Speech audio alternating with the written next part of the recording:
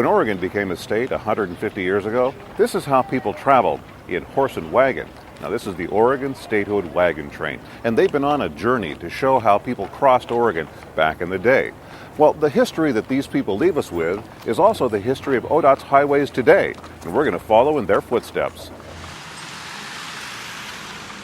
We picked up the Oregon Statehood Wagon Train traveling US 26 in eastern Oregon.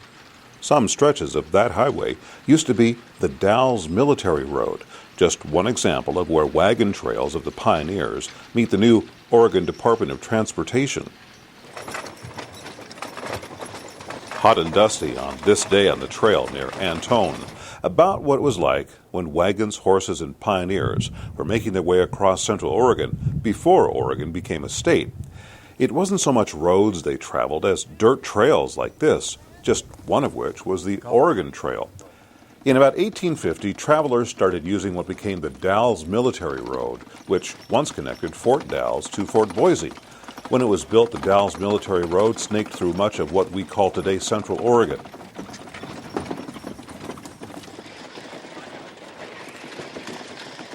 In addition to the Oregon Trail, the military roads of Oregon were the freight and passenger routes of the day. The Dalles Military Road was built to spur private enterprise into largely wild and untamed land. And these hardy folk followed that same route, recreating what travel and transportation were like a sesquicentennial ago, 150 years. It's just part of history, and when I first got on the wagon, and we took off, I had tears in my eyes. Horse soldiers, gold miners, explorers, and pioneer homesteaders traveled along the old road, much of which has been lost to history. But it came back to life for a while in honor of Oregon's 150th birthday. We're doing it because we were asked to help celebrate the 150th anniversary of statehood for the state of Oregon. And we're doing it because we're Oregonians and we love it. Along the trail, the wagon train pulled into some historic pioneer towns with names like Antelope, Antone, Kent, and Morrow. For about a month and a half, a couple of dozen present-day pioneers have risen early to hitch their steeds to a wagon, preparing to ride the road of history. Early on a late summer's morning, just north of Shaniko, next to Highway 97, the Oregon Statehood Wagon Train riders prepared for another day of adventure into the past. We homeschool and we just studied American history and the wars and Civil War. And I think they'll get a real appreciation for the different cultures, or time frames, I should say, what the prairie has to offer as far as landscape and animals and vegetation, and then also what it was like for the children, that it's not as easy as they have it, and they might have a greater appreciation for what they have at home. A replica stagecoach of the day led the way as the wagon train once again took to the trail, U.S. Highway 97 in fact, to continue their journey through time. Turning to the north, they set their sights on a destination of decision, to the Dalles, where back in the day, pioneers faced river or mountain pass, major obstacles on their journey to the Willamette Valley.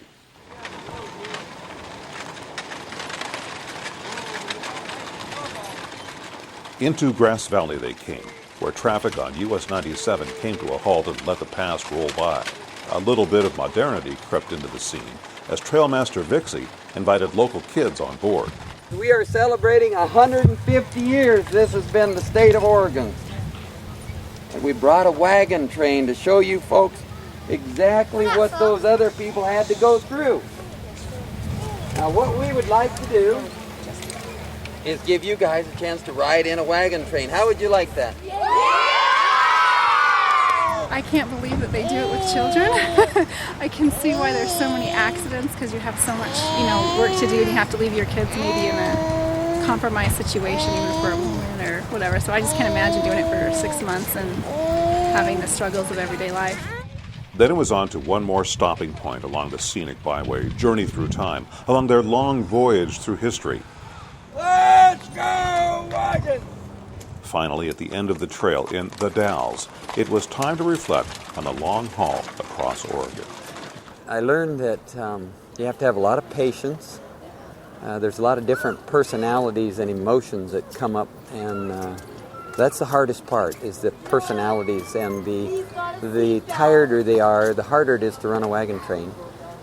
The animals are an easier part, taking care of them and getting all that done.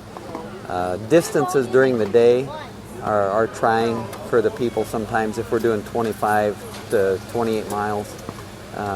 Those days are hard and you'll get a little grumbling, but on the most part I've learned that it's just a wonderful way to see the center part of the state of Oregon.